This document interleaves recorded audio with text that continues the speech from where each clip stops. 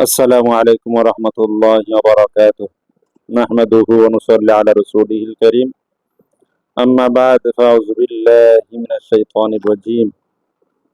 لن ينال الله لحومها ولا دماؤها ولكن يناله التقوى منكم.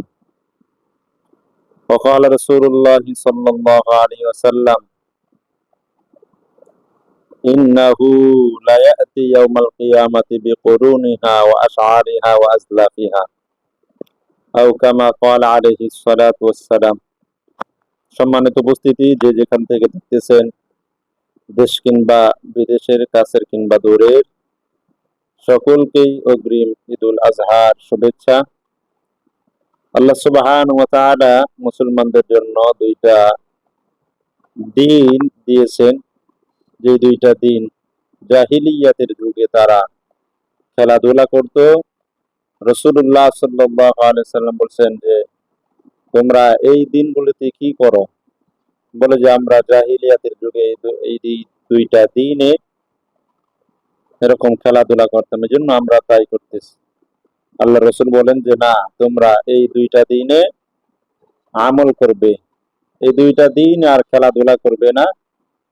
এই দুইটা দিন হলো, একটা দিন তোমরা ঈদুল ফিতর হিসাবে আমল করবে, আর একটা হলো ঈদুল আজহা, কুরবানির আমলের মাধ্যমে আল্লাহ তাআলার নিকট তোমরা সন্তুষ্টি কামনা করবে, নেকি অর্জন করবে।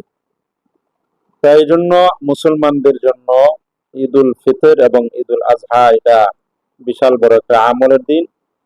আল্লাহ রাসূল সাল্লাল্লাহু আলাইহি সাল্লাম বলছেন, এই দিনে আল্লাহ তাআলার নিকট সবচেয়ে আমল, পছন্দনীয় আমল হলো কোরবানি করা।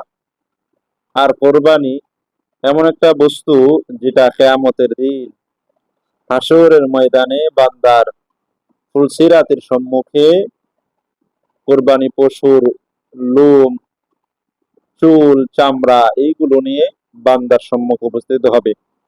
আল্লাহ রাসূল বলেন, ইন্নাহু লা ইয়াতি ইয়াউমাল কিয়ামাতি বিকুরুনিহা ওয়া আশআরিহা ওয়া আসলাফিহা। কিয়ামতের দিন এরকম বান্দার নিকট অচিরেই কোরবানি পশুর তোমরা কোরবানি পশুর এরকম চুল, এরকম তার উরুনিহা ওয়া আশআরিহা, তার চুলগুলো, তার পশমগুলো আর তার চামড়া গুলো নিয়ে বান্দার সম্মুখে হাজির হবে। আল্লাহ রাসূল সাল্লাল্লাহু আলাইহি সাল্লামের জন্য বলছেন, ওয়া ইন্নাদ দামা লা ইয়াকাউ মিনাল্লাহ বিমাকানিন আই ইয়াকা মিনাল আরদ।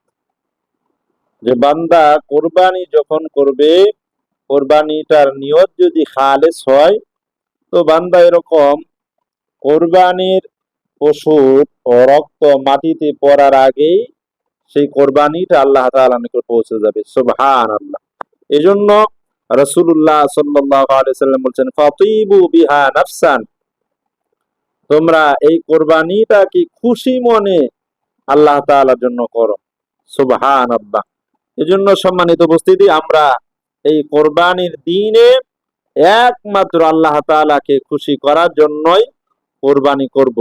যদি আমরা এরকম কোরবানি করতে পারি, বলে যে কোরবানির সব আমরা তো পাবোই। আল্লাহ পাক রব্বুল আলামিন হাদিয়া স্বরূপ সেই কোরবানির গোশত আমাদের জন্য হালাল করে দিয়েছেন। সুবহানাল্লাহ, সুবহানাল্লাহ। এজন্য আমরা সকলেই এই দিনে একমাত্র আল্লাহর জন্য বান্দার পক্ষ থেকে কোরবানি, বলে যে অমুকের নামে, তমুকের নামে, অমুক ব্যক্তির নামে, এরকম নয়, আল্লাহ তাআলার নামে অমুক বান্দার পক্ষ থেকে। যেমন আব্দুর রহিম এর পক্ষ থেকে আল্লাহ তাআলার নামে কোরবানি পেশ করা হচ্ছে।